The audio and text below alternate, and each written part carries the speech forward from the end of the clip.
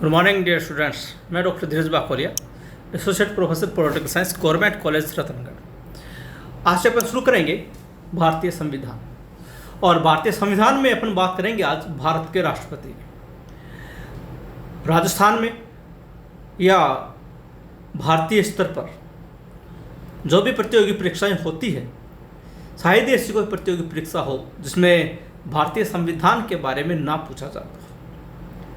हर exam में, हर परीक्षा में भारतीय संविधान का भाग किसी न किसी रूप में, किसी न किसी मात्रा में, कम या ज़्यादा स्वरूप में अवश्य होता है। इसलिए प्रतियोगी परीक्षाओं की तैयारी कर रहे प्रतियोगियों के लिए भारतीय संविधान के बारे में संपूर्ण जानकारी का होना अति आवश्यक है। इसी बात को ध्यान में रखते हुए हमने आपके लिए एक विशेष रूप से ये वीडियो तैयार किया है, जिसमें हम भारत के राष्ट्रपति के बारे में संपूर्ण चर्चा करेंगे। आपसे निवेदन, यदि आपने चैनल को सब्सक्राइब नहीं किया है तो कृपया चैनल को सब्सक्राइब करें, लाइक करें, शेयर करें, कमेंट करें। आज भारत के राष्ट्रपति की चर्चा करेंगे। उससे पहले हमें एक बात ध्यान में रखनी है कि भारतीय शासन व्यवस्था का जो स्वरूप है वो है संसदीय शासन व्यवस्था। और संसदीय शासन व्यवस्था की विशेषता होती है कि यहाँ पर दो प्रकार की कार्यपालिका पाई जाती है, एक नाममात्र और एक वास्तविक। ब्रिटेन संसदीय शासन व्यवस्था का घर कहा जाता है, जनक कहा जाता है। और ब्रिटेन में भी दो प्रकार की कार्यपालिका नाममात्र और वास्तविक है। नाममात्र कार्यपालिका वहाँ का सम्राट है और वास्तविक कार्यपालिका वहाँ की संसद है। भारत में ठीक उसी रूप में नाममात्र कार्यपालिका भारत का राष्ट्रपति है और वास्तविक कार्यपालिका प्रधानमंत्री सहित मंत्रिपरिषद है। भारतीय संविधान समस्त शक्तियां राष्ट्रपति के नाम से इंगित करता है, यानी कि कहीं पर भी भारत के प्रधानमंत्री की या मंत्रिपरिषद की शक्तियां नहीं दी गई। शक्तियों का उल्लेख भारतीय संविधान में किया गया है तो राष्ट्रपति के बारे में, लेकिन राष्ट्रपति इन शक्तियों का प्रयोग व्यक्तिगत रूप से कतई नहीं करता। राष्ट्रपति के नाम से जो शक्तियां दी गई है उनका प्रयोग राष्ट्रपति के स्थान पर प्रधानमंत्री और मंत्रिपरिषद के द्वारा किया जाता है। और यहाँ पर व्यवस्थापिका और कार्यपालिका का जबरदस्त संयोजन भी पाया जाता है। संसदीय शासन व्यवस्था में व्यवस्थापिका और कार्यपालिका एक दूसरे के ऊपर अंतर्निर्भर होते हैं, यहाँ शक्ति पृथक्करण नहीं होता। हम इन्हीं सब बातों के परिप्रेक्ष्य में भारतीय राष्ट्रपति के बारे में समझने का प्रयास करेंगे। सबसे पहले कुछ अनुच्छेद देख लीजिए जो भारत के राष्ट्रपति से जुड़े हुए हैं। अनुच्छेद 52 कहता है कि भारत का एक राष्ट्रपति होगा। अनुच्छेद 54 राष्ट्रपति के निर्वाचन की संपूर्ण प्रक्रिया का उल्लेख करता है कि किस प्रकार से राष्ट्रपति का निर्वाचन होगा। अनुच्छेद 56 राष्ट्रपति की पदावधि बतलाता है, यानी कि उसका कार्यकाल कितना होगा।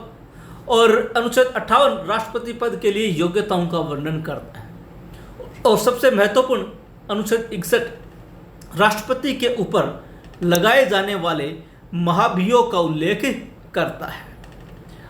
आगे है योग्यताएं, यानी कि भारत के राष्ट्रपति में क्या योग्यताओं का उल्लेख हमारे संविधान में किया गया है, या हम यूँ कहें दूसरे शब्दों में कि भारत के राष्ट्रपति हेतु जो व्यक्ति उम्मीदवार बनना चाहता है उसमें क्या योग्यताएं होनी चाहिए। सबसे पहला वो भारत का नागरिक हो, यानी कि केवल और केवल भारतीय ही राष्ट्रपति पद के लिए उम्मीदवार हो सकते हैं, दूसरे देश का नागरिक नहीं, यानी जिसको भारतीय नागरिकता प्राप्त हो।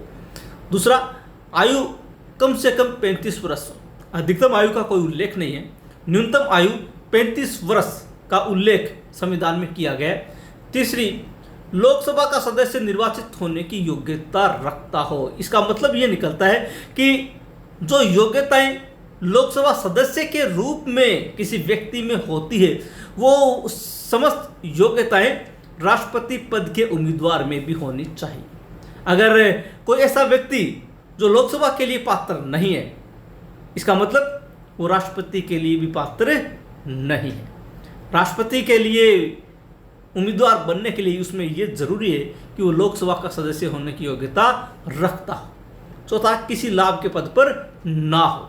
लाभ के पद में मैंने यहाँ पर कोष्टक में लिखा है, जैसे कि राष्ट्रपति, उपराष्ट्रपति, राज्यपाल और मंत्री। मंत्री चाहे केंद्रीय हो चाहे किसी राज्य विशेष के, ये सारे के सारे जो पद हैं वो लाभ के पद नहीं माने गए। इसका मतलब हम यूँ कह सकते हैं कि राष्ट्रपति, उपराष्ट्रपति, राज्यपाल, मंत्री आदि जो पद हैं वो लाभ के पद नहीं है, लाभ के पद की श्रेणी में नहीं आते। यदि इन पर कोई व्यक्ति आसीन है तो सीधे राष्ट्रपति पद का चुनाव लड़ सकता है। इसके अलावा यदि किसी ऐसे पद पर कार्य कर रहा है जिस पद से वो सरकारी कोष से, भारत की संचित निधि या राज्य की संचित निधि से वेतन या किसी भी प्रकार का लाभ उठा रहा है, तो राष्ट्रपति पद का उम्मीदवार नहीं हो सकता। उम्मीदवार बनने से पूर्व उसको ये सारे पद त्याग करने पड़ेंगे। जमानत राशि, यानी कि जो व्यक्ति राष्ट्रपति पद के लिए उम्मीदवार होना चाहता है, फॉर्म भरने के साथ ही उसको अपनी जमानत राशि जो 15,000 रुपये है वो जमा करवानी होगी।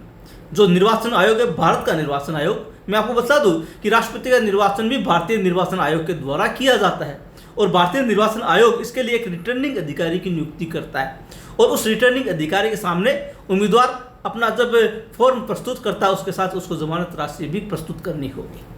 प्रस्तावकों व अनुमोदकों की संख्या 50-50 है, यानी कि किसी व्यक्ति के लिए उम्मीदवार होने पर 50 व्यक्ति प्रस्तावक के रूप में होंगे और 50 व्यक्ति अनुमोदक के रूप में होंगे, यानी कि कुल 100 व्यक्ति चाहिए। और ये 100 व्यक्ति राष्ट्रपति के निर्वाचक मंडल से होने चाहिए। ऐसा नहीं है वो किसी भी व्यक्ति को, किसी पारिवारिक सदस्यों को ले जाकर खड़ा कर दे, नहीं। जो राष्ट्रपति का निर्वाचक मंडल है जिसमें संसद के दोनों सदनों के निर्वाचित सदस्य और राज्य विधानसभाओं के निर्वाचित सदस्य भाग लेते हैं, उन्हीं में से 50 व्यक्ति प्रस्तावक के रूप में और 50 व्यक्ति अनुमोदक के रूप में हो सकते हैं। कार्यकाल, राष्ट्रपति का कार्यकाल 5 वर्ष है, यानी कि राष्ट्रपति अपने पद ग्रहण की तिथि से 5 वर्ष तक अपने पद पर रहेगा।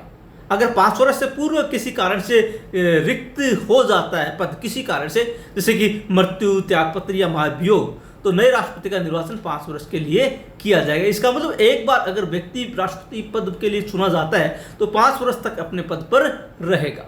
कार्यकाल समाप्ति के पश्चात भी अपने उत्तराधिकारी के पदारूढ़ होने तक पद पर रहेगा।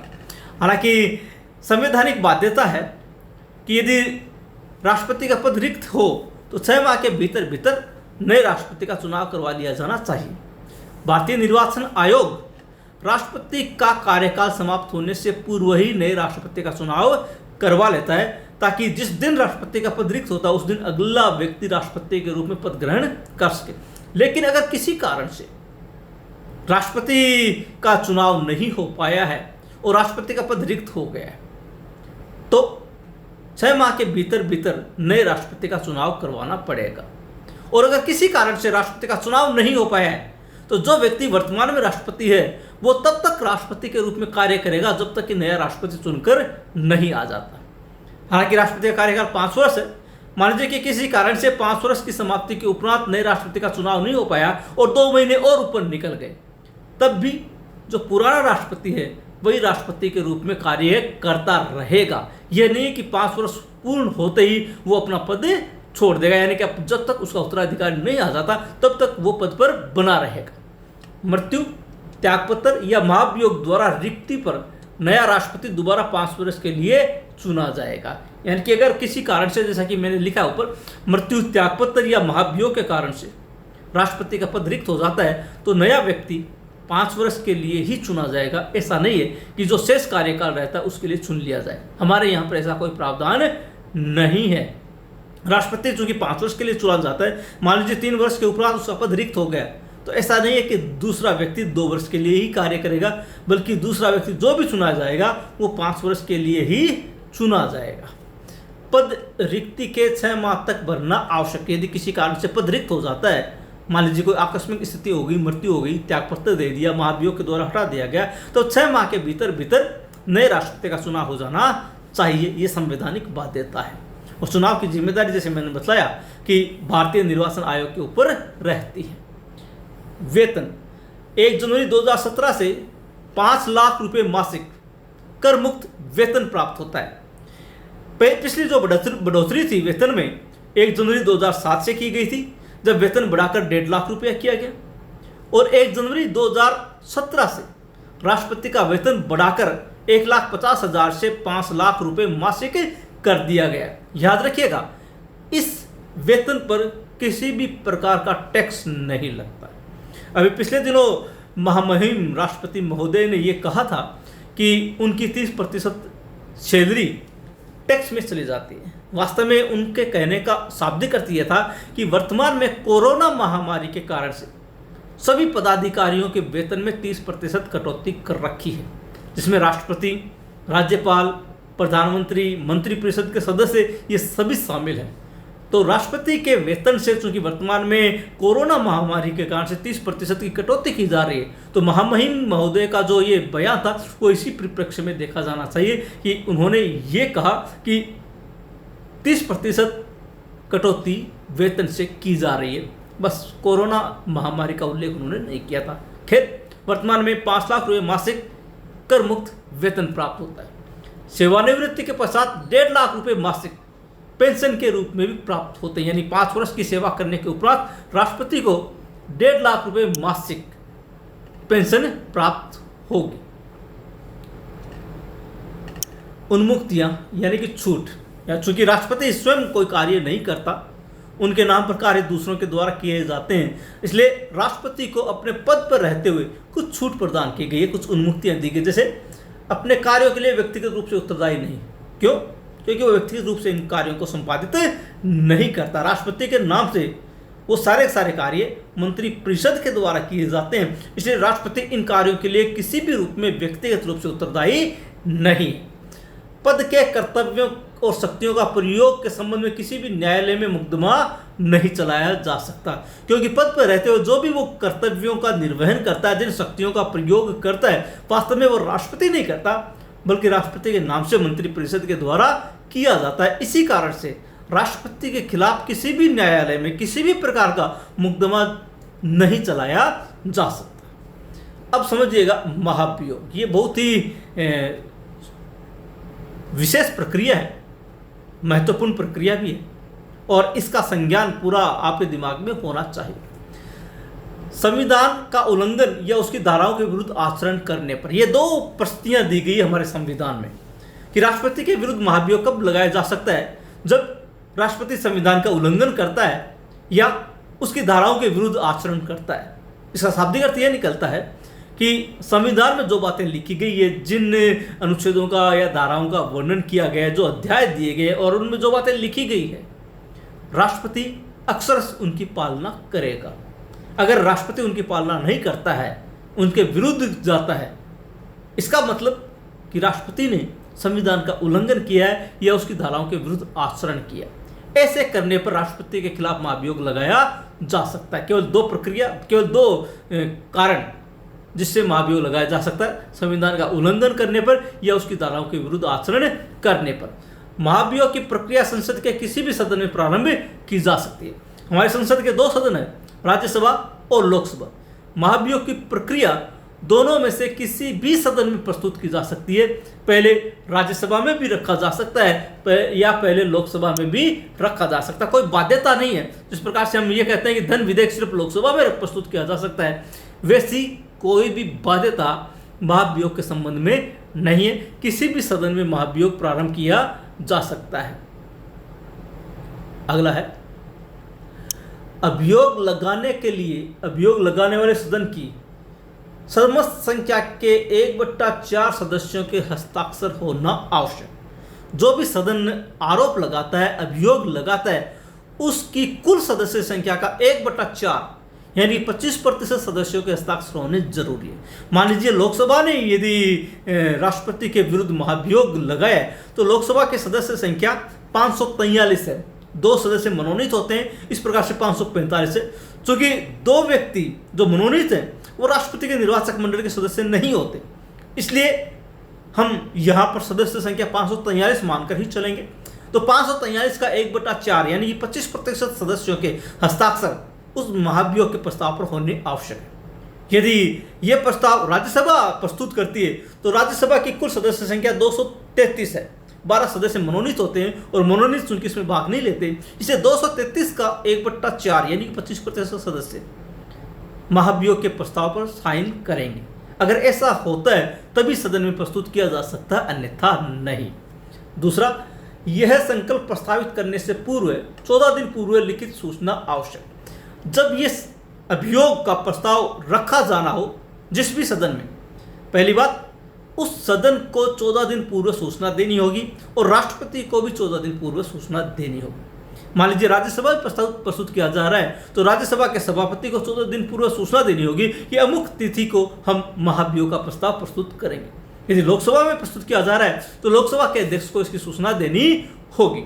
राज्यसभा का सभापति या लोकसभा का अध्यक्ष जिसमें भी ये अभियोग प्रस्तुत किया जाता है वो राष्ट्रपति को उक्त प्रस्ताव की सूचना देते हैं।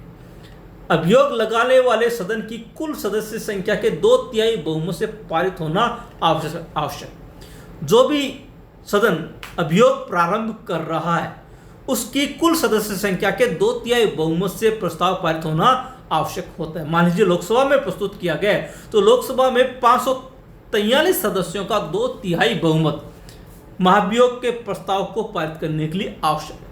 अगर प्रस्ताव के संबंध में ये बहुमत प्राप्त हो जाता है तब प्रस्ताव पारित माना जाएगा और वो दूसरे सदन में जाएगा। और यहाँ पर यदि 2/3 बहुमत प्राप्त नहीं होता है तो प्रस्ताव खारिज हो जाएगा, यानी कि महाभियोग प्रारंभ नहीं किया जा सकता। तो पहले ही सदन में उसके भाग्य का फैसला हो जाता है। यदि उसको कुल बहुमत का 2/3 बहुमत प्राप्त हो जाता है तब तो अगले सदन में चला जाएगा, अन्यथा वो यहीं समाप्त हो जाएगा। एक सदन से पारित होने पर दूसरा सदन कारणों की जांच करेगा, यानी कि जो आरोप राष्ट्रपति के ऊपर लगाए गए हैं, चाहे वो संविधान का उल्लंघन का हो या संविधान की धाराओं के विरुद्ध आचरण करने का, जो भी आरोप लगाए गए हैं, अगर पहले सदन से पारित हो जाता है तो दूसरा सदन उन कारणों की जांच करता है। दूसरा सदन जब कारणों की जांच कर रहा होता है उस समय इस स्तर पर राष्ट्रपति को स्वयं या प्रतिनिधि के माध्यम से उपस्थित होकर अपना पक्ष रखने का अधिकार है। जब दूसरा सदन कारणों की जांच कर रहा होता है उस समय राष्ट्रपति स्वयं भी व्यक्तिगत रूप से सदन के सामने उपस्थित हो सकता है और राष्ट्रपति अपने किसी प्रतिनिधि को भी सदन में अपना पक्ष रखने को भेज भी सकता है। राष्ट्रपति की इच्छा पर निर्भर है कि वो अपना पक्ष किसके माध्यम से रखता है, स्वयं भी रख सकता है और प्रतिनिधि के माध्यम से भी रख सकता है। यह सदन भी 2/3 बहुमत से प्रस्ताव पारित कर दे तो राष्ट्रपति को पद रिक्त करना पड़ेगा, यानी कि दूसरा सदन जो कि जांच कर रहा है वो अपनी कुल सदस्य संख्या के 2/3 बहुमत से अगर महाभियोग प्रस्ताव पारित कर देता है तब राष्ट्रपति को अपना पद त्याग करना पड़ेगा। और मान लीजिए यहाँ पर 2/3 बहुमत प्राप्त नहीं होता है तो प्रस्ताव यहीं पर खारिज हो जाएगा। इसका मतलब कि पहला सदन जिसमें भी रखा गया है वो अपने कुल सदस्य संख्या के 2/3 बहुमत से प्रस्ताव पारित करेगा।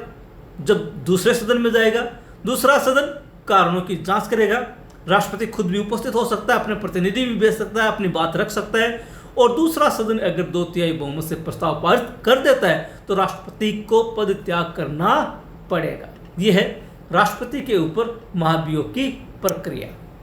चलिए अब समझते हैं राष्ट्रपति के ऊपर राष्ट्रपति की निर्वाचन पद्धति। निर्वाचन एक निर्वाचक मंडल के द्वारा, यानी कि सबसे पहली बात कि राष्ट्रपति का जो निर्वाचन है एक निर्वाचन मंडल के माध्यम से होता है। निर्वाचक मंडल में कौन कौन होंगे ये भी अपन बात करेंगे। दूसरी बात, एकल संक्रमणीय मत पद्धति से गुप्त मतदान प्रणाली से, यानी कि आनुपातिक प्रतिनिधित्व प्रणाली की एक पद्धति है जिसको एकल संक्रमणीय मत पद्धति कहते हैं। संक्रमणीय का मतलब होता है एक से दूसरे के खाते में मतों का संक्रमण होना या मतों का हस्तांतरण होना, इसके कारण से एकल संक्रमणीय कहा गया है। और इस एकल संक्रमणीय मत पद्धति की गुप्त मतदान प्रणाली के माध्यम से राष्ट्रपति का निर्वाचन होता है। निर्वाचक मंडल में संसद के दोनों सदनों के निर्वाचित सदस्य तथा राज्य विधानसभाओं के निर्वाचित सदस्य शामिल होते हैं। ध्यान से सुनिएगा, तो राष्ट्रपति का निर्वाचक मंडल होता है, उस निर्वाचक मंडल में संसद के दोनों सदनों के निर्वाचित सदस्य शामिल होते हैं। दोनों सदनों के, यानी कि राज्यसभा और लोकसभा, इन दोनों के निर्वाचित सदस्य। राज्यसभा के निर्वाचित सदस्यों की संख्या 233 है और लोकसभा के निर्वाचित सदस्यों की संख्या 543 है। इस प्रकार से कुल मिलाकर 776 व्यक्ति संसद के हैं जो राष्ट्रपति के निर्वाचक मंडल का भाग होते हैं। इसके अलावा लिखा गया है कि राज्य विधानसभाओं के निर्वाचित सदस्य, यानी कि हमारे वर्तमान में भारत में 29 राज्यों में विधानसभाएं हैं।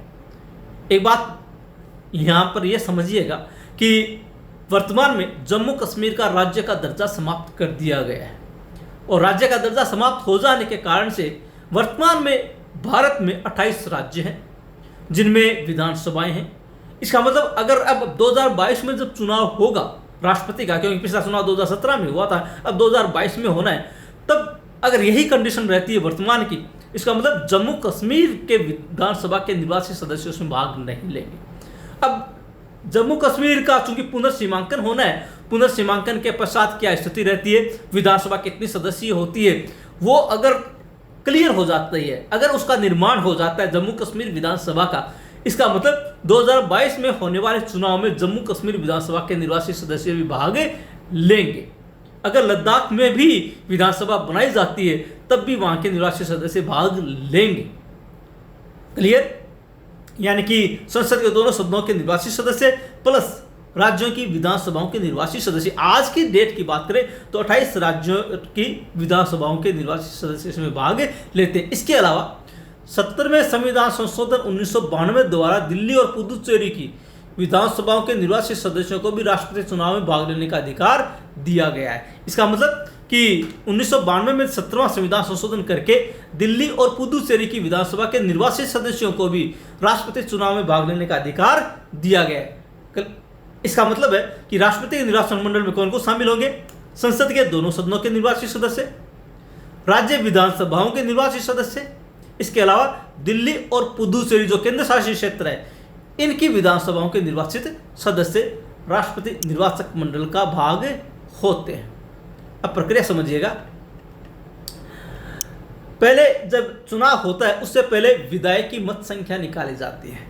मत संख्या के आधार पर ही चुनाव होता है। मत संख्या निकालने का एक फॉर्मूला है जिसमें राज्य की कुल जनसंख्या बटा विधानसभा के निर्वाचित सदस्यों की कुल संख्या, यानी कि उस राज्य की जनसंख्या, याद रखिएगा जनसंख्या का आधार 1971 की जनगणना मानी गई है। 1971 की जो भी जनसंख्या थी उस राज्य की, उसमें उस राज्य के विधानसभा के निर्वाचित सदस्यों की संख्या का भाग दिया जाएगा। अभी मैं आपको एग्जांपल देता हूं, जैसे 1971 की राजस्थान की जो जनसंख्या थी उस जनसंख्या में राजस्थान की विधानसभा के निर्वाचित सदस्य यानी कि 200 है, तो 200 का भाग दिया जाएगा। जो भागफल आएगा उसको फिर 1000 से और डिवाइड किया जाएगा, यानी कि उसमें फिर 1000 का भाग दिया जाएगा। फॉर एग्जांपल मान लीजिए कि 1971 में राजस्थान की जनसंख्या 4 करोड़ थी, तो 4 करोड़ में 200 का भाग दिया जाएगा।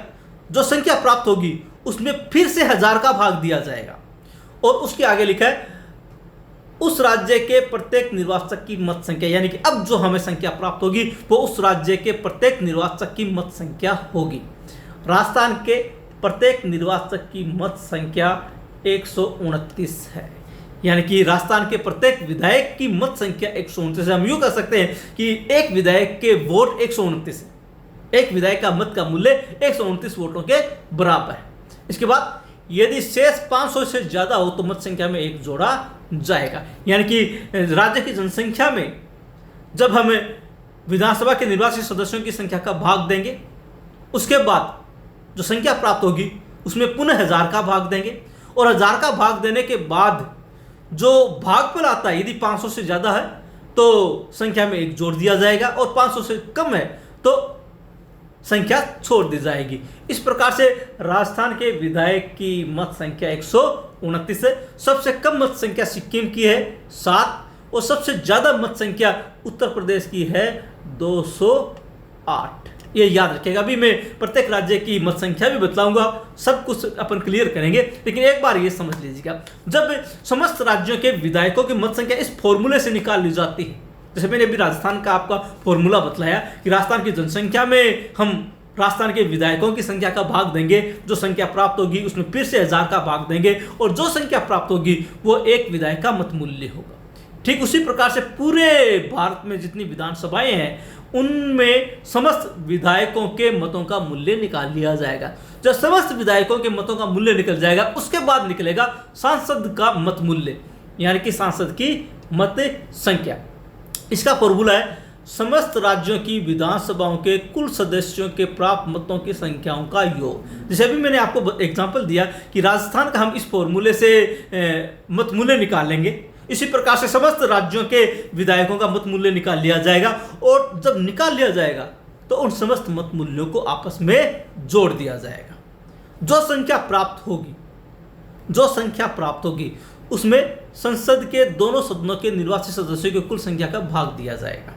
यानी कि फॉर्मूला क्या है, समस्त राज्यों की विधानसभाओं के कुल सदस्यों के प्राप्त मतों की संख्याओं का योग, उसमें भाग देंगे संसद के दोनों सदनों के निर्वाचित सदस्यों की कुल संख्या का।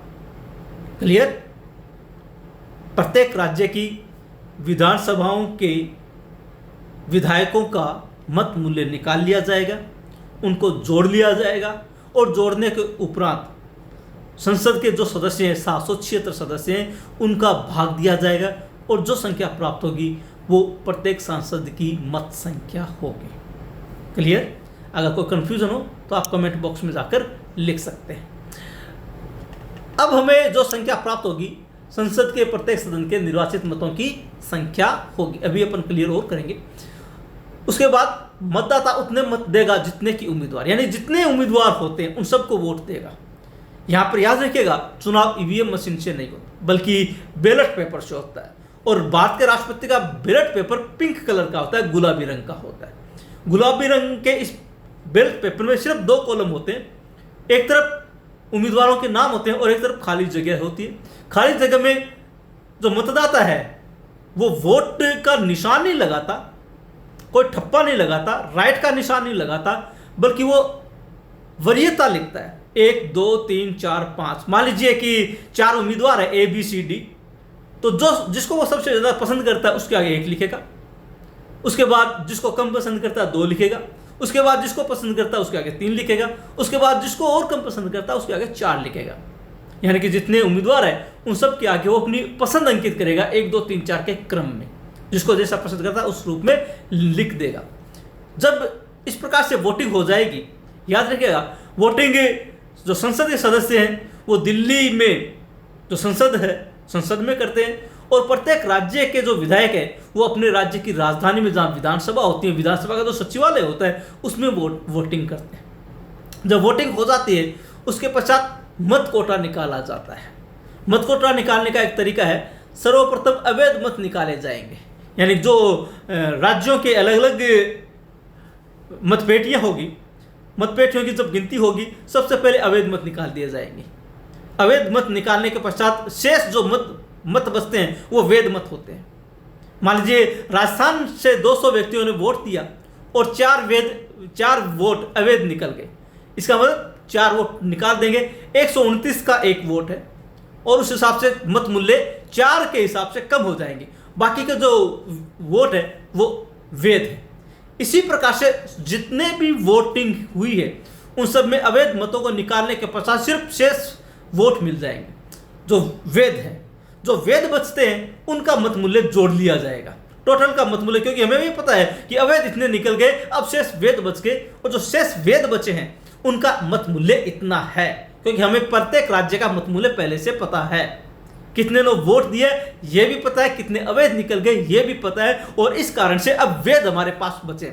जो शेष वैध मतों का मूल्य निकालकर उसमें 2 का भाग देकर भागफल में 1 जोड़कर चुनाव कोटा निकाला जाता है। मान लीजिए कि सारे के सारे वैध मतों का मूल्य 8 लाख है, तो 8 लाख में 2 का भाग देंगे, 4 लाख आया, 4 लाख में 1 जोड़ा जाएगा यानी कि 4 लाख 1, ये मत कोटा होगा। जीतने वाले प्रत्याशी को 4 लाख 1 वोट प्राप्त करने आवश्यक होंगे, यानी जीतने वाले प्रत्याशी को मत कोटा प्राप्त करना होता है। सभी गणनाओं के बाद भी किसी को निश्चित मत कोटा प्राप्त न हो तो अंतिम 2 में से सर्वाधिक मत प्राप्त करने वाले प्रत्याशी को निर्वाचित घोषित किया जाएगा। मान लीजिए 4 उम्मीदवार है, पहली मतगणना की गई। पहली मतगणना मतलब जिसको 1 नंबर पर वोट दिया गया है, जिसको सबसे पहली वरीयता दी गई, उन वोटों को गिना जाएगा। यदि मत कोटा प्राप्त हो जाता है तब तो निर्वासित घोषित कर दिया जाएगा, अन्यथा यदि मत कोटा प्राप्त नहीं होता है तो दूसरे पसंद की वरीयता देखी जाएगी। जो सबसे कम वोट प्राप्त हुए उस उम्मीदवार को हटा दिया जाएगा और उसके जो वोट हैं जिसमें दूसरी पसंद अंकित की गई है वो उसके खाते में डाल दिए जाएंगे। इसको कहते हैं मतों का हस्तांतरण। और इस प्रकार से अगर दूसरी पसंद के वोटों से किसी व्यक्ति को जीत होती है तो विजेता घोषित कर दिया जाएगा। और अगर ऐसा नहीं हो पाता है सारी मतों की गणना होने के बावजूद भी, तब जो अंतिम 2 प्रत्याशी बचते हैं उनमें जिसने सबसे ज़्यादा वोट प्राप्त किए उसको विजेता घोषित किया जाएगा।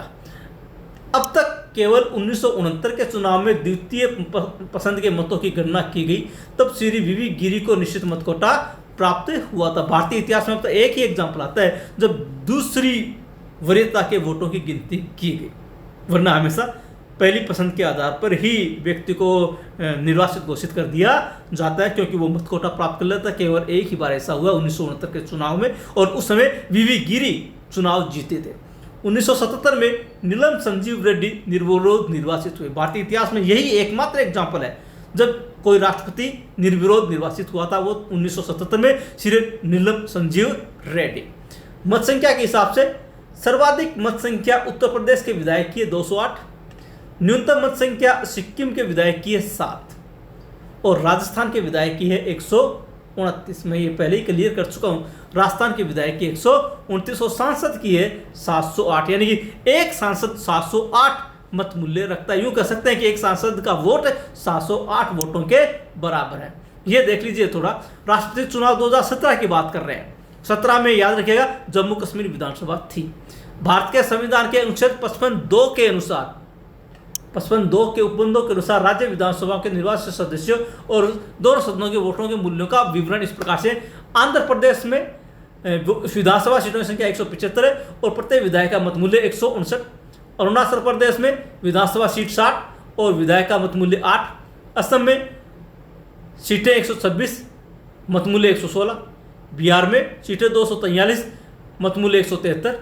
छत्तीसगढ़ में सीटें 90, मत मूल्य 129, ये राजस्थान के मत मूल्य के बराबर है।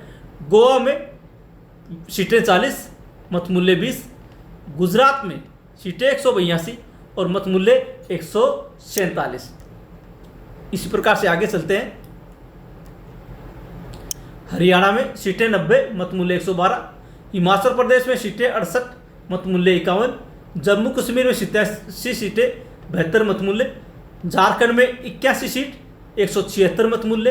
कर्नाटक में 224 सीट 131 मत मूल्य। केरल में 140 सीट 152 मत मूल्य। मध्य प्रदेश में 230 सीट 131 मत मूल्य। महाराष्ट्र में 288 सीट 175 मत मूल्य। मणिपुर में 60 सीट 18 मत मूल्य। मेघालय में 60 सीट 17 मत मूल्य। मिजोरम में 40 सीट और 8 मत मूल्य। इसके अलावा आगे है नागालैंड में 60 सीट 9 मत मूल्य। ओडिशा में 147 सीट 149 मत मूल्य। पंजाब में 117 सीट 116 मत मूल्य। राजस्थान में 200 सीट 129 मत मूल्य। सिक्किम में 32 सीट 7 मत मूल्य। तमिलनाडु में 234 सीट 176 मत मूल्य। तेलंगाना में 119 सीट 132 मत मूल्य। त्रिपुरा में 60 सीट और 26 मत मूल्य। उत्तराखंड में 70 सीट और 64 मत मूल्य। उत्तर प्रदेश में 403 सीट और 208 मत मूल्य। पश्चिम बंगाल में 294 सीट और 51 मत मूल्य। राष्ट्रीय राजधानी क्षेत्र दिल्ली में 70 सीट 58 मत मूल्य और पुदुचेरी में 30 सीट 16 मत मूल्य। इस प्रकार से कुल 21 विधानसभाएं होगी 29 राज्यों की और 2 केंद्र शासित क्षेत्रों की। ये हम बात कर रहे हैं उन 2017 के चुनाव की। और इनके कुल सीटें हैं 4120 और सबका मत मूल्य मिलाकर है 5,49,495। ये पूरे भारत के निर्वाचित विधानसभाओं के सदस्यों का मत मूल्य, पूरे भारत की। हम बात करें 2017 के चुनाव की। 2022 के चुनाव में हो सकता है इसमें परिवर्तन हो। जो मत मूल्य संख्या अलग अलग, उसका कारण यह है कि विधानसभा की सीटों की संख्या भिन्न है और सभी राज्यों की जनसंख्या भी भिन्न है।